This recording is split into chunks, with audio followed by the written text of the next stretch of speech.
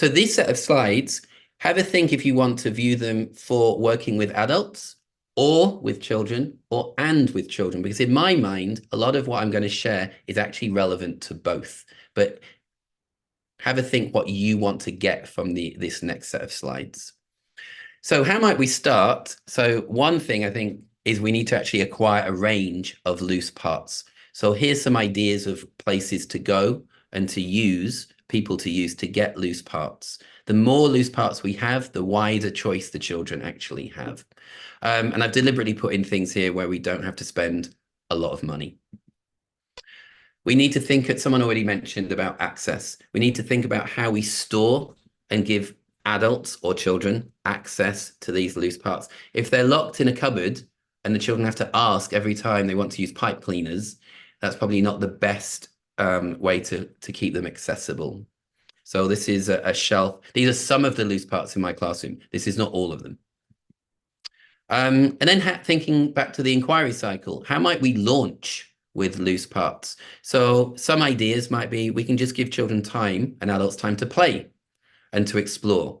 Sometimes we might, especially if children or adults are a bit nervous and tentative about it, you might use that question, a frame of a question with what if? Well, what if you might have a set of glass beads? What if these glass beads aren't glass beads anymore? Like, what could they be? And you actually give them like a prompt, and someone will go in some direction. Like we just might need to scaffold the steps to engage the children, to take a risk. If they're not used to thinking outside the box and being so creative, we might need to put some scaffolds in place. We might give the children challenges with loose parts. So I wonder who can make the most creative, the tallest, the longest, the strongest, tower, bridge, whatever. And using literature. So there's lots of different books out there. You might know Not a Box. There's a companion book, Not a Stick, and basically it models symbolic representation of loose parts. And then there's a book called Iggy Peck, Architect, and there's some different publications that show different examples of loose parts in different disciplines. So again, just to revisit the why, because we can get very distracted by, well, let's give the kids loose parts and the shiny stuff.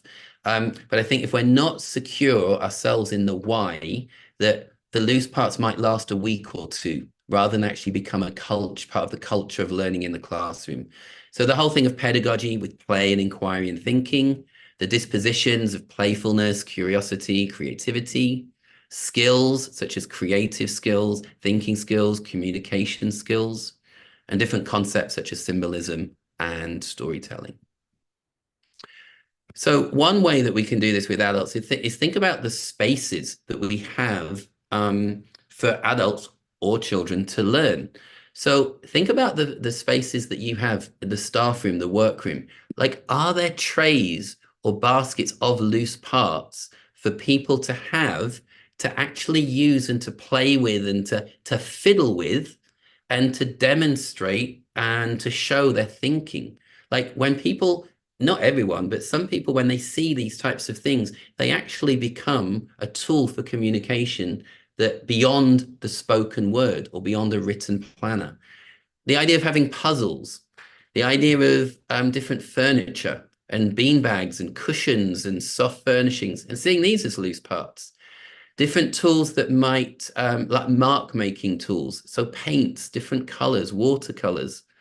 Seeing plants and lighting as loose parts and how they can make spaces more inviting and playful.